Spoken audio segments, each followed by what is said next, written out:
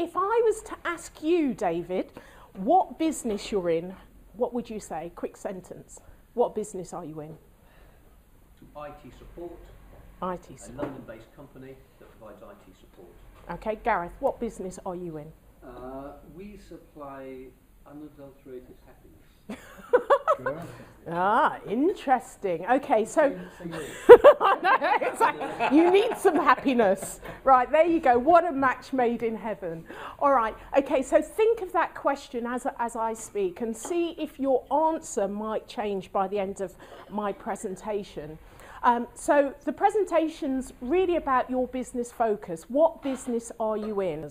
Customers are key in business. Without customers, you don't have a business. But it's not any customers. It's actually the customers that are engaged, that are the most valuable customers to you. What needs do you serve? What pain do you solve? It's really about your business from your customer's perspective, not your perspective, from your customer's perspective. And it's really about changing the language of how you describe what you do. And it's not just any language, it's actually really relevant to who you are and how you do what you do. How you do what you do that no one else can actually do. What's unique and different that actually is from the customer's perspective. And it's a bit kind of mind-boggling. But what I'll do is I'll give you an example of customers that I've worked with. A chiropractor that I worked with, they had a business and it was on a main busy road. And when I went in and asked them what business they're in, I got a lot of the features, the benefits and the activities. And that's quite typical of describing the businesses that we're in.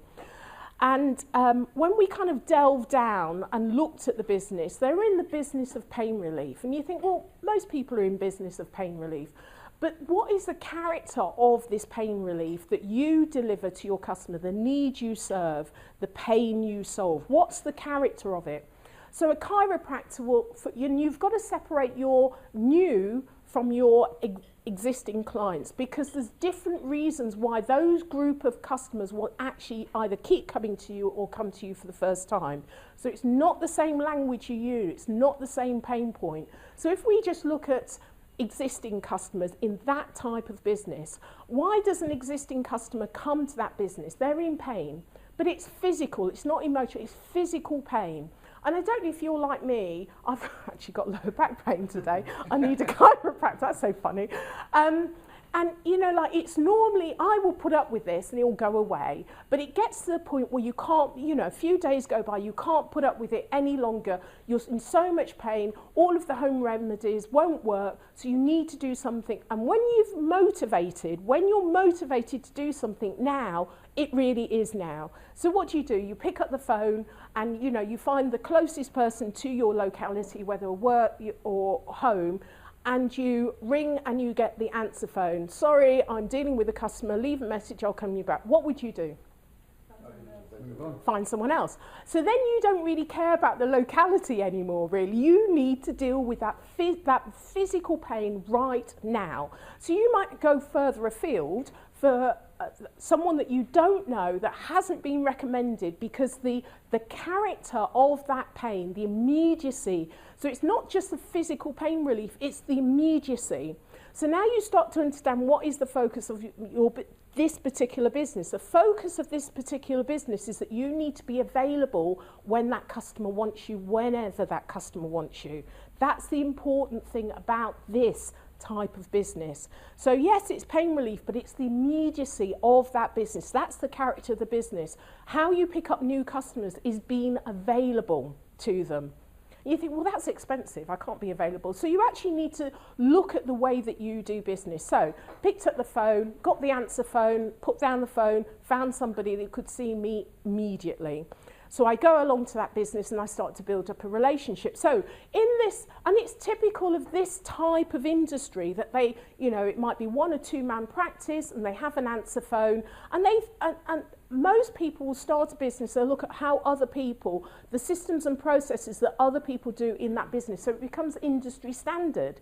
And so they say, well, that's how it happens in our industry. Just because that's how it happens, it doesn't mean that's the best way of doing business. Most business owners don't think about it that way because it's industry practice.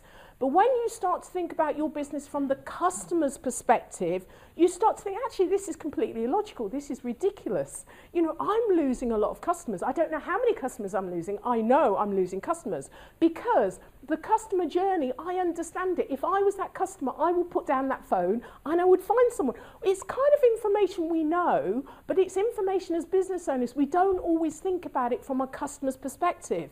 Can you see how really it's important that you're going to find blockages in your business, things that can make a massive difference to your business by really understanding the customer journey, the customer mentality, the way the customer transacts business with you. And that's before they've actually paid you money.